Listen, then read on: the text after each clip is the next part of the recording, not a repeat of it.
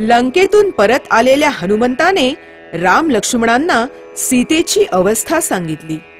हनुमंताचे शौर्य, धैर्य, पराक्रम व स्वामीभक्ती पाहून श्रीराम भारावून गेले. वानर राज सुग्रीवाच्या मदतीने वानर सेना लंकेला जाण्यास सज्ज झाली. सर्वजण समुद्र तीरी आले. त्याच वेळी संतापलेल्या रावणाने हद्दपार केलेला विभीषणही श्रीरामांना येऊन मिळाला. समुद्र तीरी श्रीरामांनी शिवाची आराधना करून रामेश्वर रूपी शिवलिंगाची स्थापना केली. ओम नमः शिवाय. ओम नमः शिवाय. ओम नमः शिवाय. ओम नमः शिवाय. ओम नमः शिवाय. श्रीरामा, तुम्ही हाती घेतलेलं कार्य पूर्ण होण्यासाठी माझे आशीर्वाद पाठीशी आहेत. पत्नीच्या सुटकेबरोबरच अखिल मानव जातीचा उद्धार आपल्या हातून होणार आहे. शुभम भवतु, शुभम भवतु, शुभम भवतु.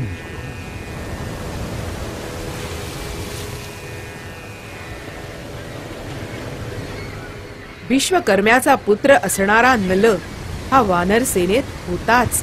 त्याच्या मार्गदर्शनाखाली समुद्रावर सेतुबंधनाचे कार्य सुरू झाले. हे दगडतोड खोल समुद्राच्या तळाशी जात आहेत. अशानं लंकेपर्यंत जाण्यासाठी सेतू कसा तयार होणार? जय श्रीराम, जय श्रीराम. प्रभू श्रीरामांचे आशीर्वाद घेऊनच आपण सेतू बंधनाला सुरुवात करू आणि दगडांवरही श्रीरामांचे नाव करू. जय श्रीराम, जय श्रीराम. छोट्याशा खारुताईनेही आपल्या शेपटीने सेतूवर वाळू टाकण्यास मदत केली. प्रभू रामचंद्रांनीही मायेने तिच्या पाठीवरून हात फिरवला. रामरायांची आशीर्वाद रूपी ही 3 बोटे आजही सर्व खारींच्या पाठीवर दिसतात. दगडांच्या तरंग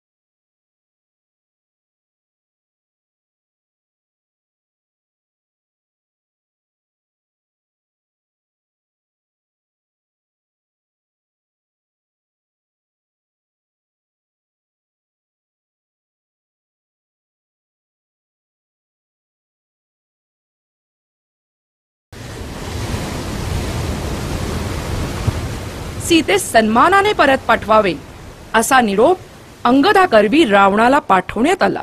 पण उन्मत्त रावणाने त्यास नकार दिला. राक्षस सेना व वानर सेना असे युद्ध सुरू झाले.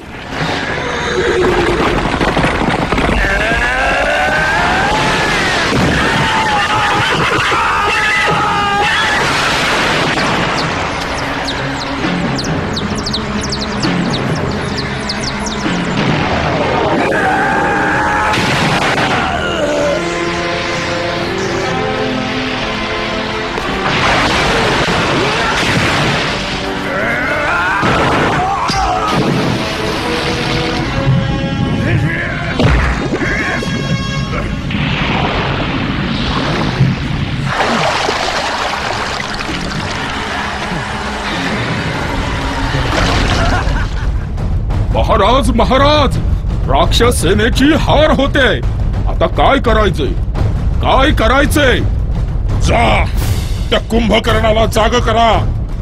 त्याला सांगा रणांगणावर त्याच्यासाठी मानवांची मेजवानी आहे. युद्धास तयार हो. जा.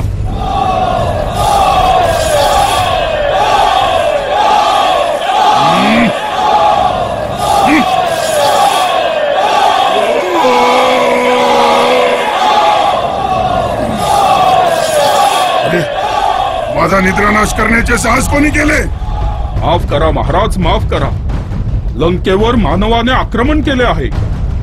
आपण तातडीने युद्धभूमीवर चलावे अशी लंकाधिपतींची आज्ञा आहे.